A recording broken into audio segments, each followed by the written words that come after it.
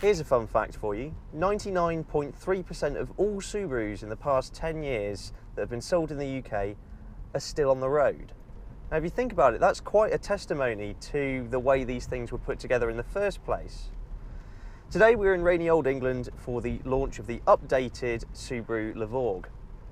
Whilst the estate car is indeed an endangered species, Subaru introduced this after long-term fans complained that there wasn't a Subaru estate in the lineup since the Legacy disappeared. I'd describe this car's visuals as a quietly styled brute, because underneath the dark blue paint and the contrasting wing mirrors and the smart 18-inch alloy wheels, the car actually has quite a stocky stance to it. It's got broad shoulders and of course that signature bonnet scoop. It's not something you're going to misplace in a car park anytime soon. The exterior certainly creates a blend of civilization and utilitarian character. Now in the UK there's only one trim level for the Levorg, and that is the top specification GT. Not necessarily a bad thing, because the interior here is arguably one of Subaru's better offerings. I really like these highly bolstered blue stitched seats here. They're very sporting, they hold you in place nicely, they offer up quite a nice seating position as well.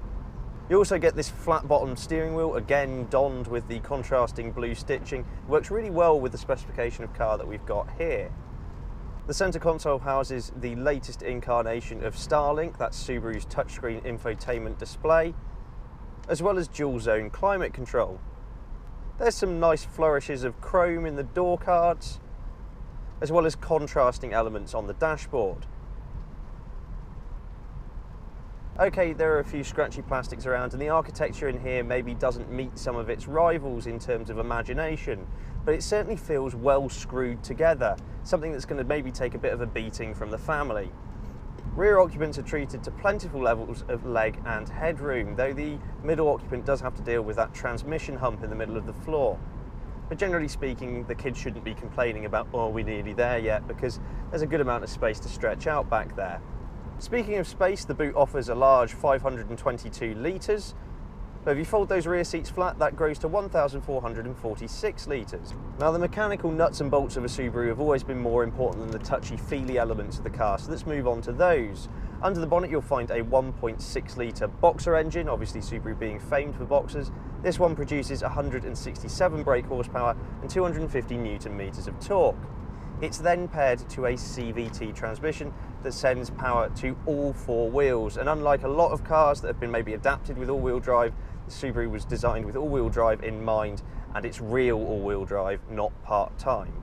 Now the benefits of that can certainly be felt on roads like this today, where it's tipping it down with rain, there's mud coming off of the bankings where tractors and things have been around. There's actually, even as I'm passing a car that's just literally crashed into a hedge there. The all-wheel drive gives you that added confidence in all weather conditions, and considering how mad the weather has been for the first couple of months of this year, it's certainly something that you should consider maybe in your next car, whether all-wheel drive is more befitting of the everyman now. In everyday driving around town, the Subaru Levorg offers good visibility all the way around, and at low speeds I have to say the engine's actually pretty muted. There's a little bit of tyre roar that comes into the cabin as you pick up speed a little bit, but generally sensible steering, weighting, and it doesn't feel like quite as big a car as what it actually is. Now the ride is firmer than some competitors, and the 18-inch alloy wheels with low profile tyres do have a tendency to thump into road imperfections, but there is a positive trade for this, and that's the fact that the car actually handles really well when you start pushing on a bit. It has good compliance in terms of how well it controls its body. There's not too much lateral motion swaying around, and the car has a reassuring, sort of firm, glued to the ground feeling to it. The weighting of the steering allows you to be quite precise with inputs, and that's certainly quite enjoyable from a driver's perspective.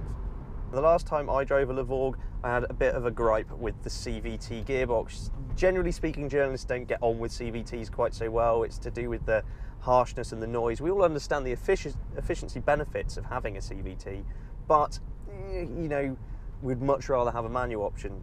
That still stands. I think Subaru are maybe missing a trick in the UK, only offering this 1.6 litre engine with a CVT gearbox.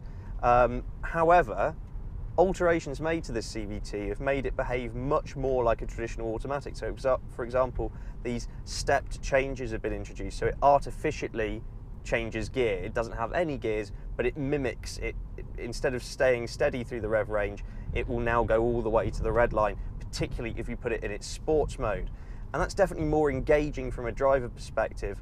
Also, refinement, I think, has been tweaked on the car a little bit, because it doesn't really it doesn't give you that continuous droning that CVTs usually do, and certainly that I experienced on the previous car. Now, one of the biggest changes to this Subaru Levorg for this model year is the EyeSight camera. It's a pair of optical devices up here by the mirror, and it can quite accurately identify various objects around it, be it motorbikes, cyclists, pedestrians or whatever, and it can apply the brakes for you to either reduce the severity of an accident that you may be about to have, or a collision, or totally reduce that possibility if you're going slow enough. It's a really important thing in terms of safety, and it's a great thing to see Subaru introducing this across the range as each model gets refreshed. Another ingenious use for this system is actually not so much to do with safety, but to do with everyone else's sanity. How many times have you been stuck at a set of traffic lights and everyone else has gone, but the car in the middle of the pack is still sat there because someone's fiddling with the radio or distracted and not paying attention that the car ahead has pulled away from them? Well, this car will now notify you that the car ahead of you has left you behind, and that should hopefully reduce me being quite frustrated sat behind people who decide to not pay attention to the road ahead of them. This incarnation of the Levorg retains its efficiency ratings from before, meaning that it'll emit 164 grams per kilometre of CO2 and achieve 38.9 mpg combined, claims Subaru.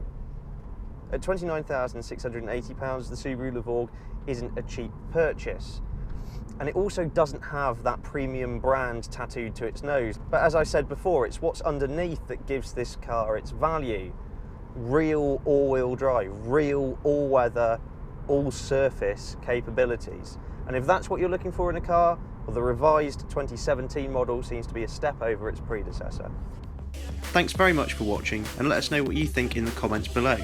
Please subscribe for all of the latest and greatest cars to hit the road. For breaking news and written reviews, visit www.insidelane.co.uk.